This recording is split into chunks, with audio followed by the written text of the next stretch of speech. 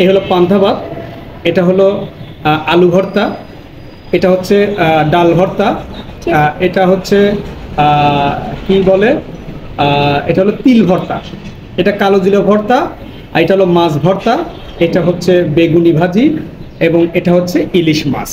তারপরে একটা শুকনো মরিচ, একটা কাঁচা মরিচ এবং একটা পেঁয়াজ, অর্থাৎ থাকছে আমাদের আজকে পান্তা আয়োজন।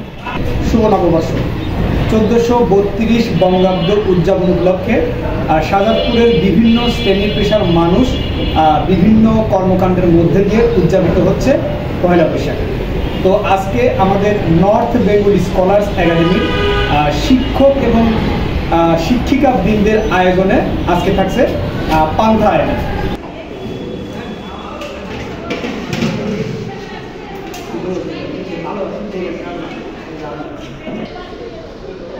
প্রথমে ট্রাই করছি।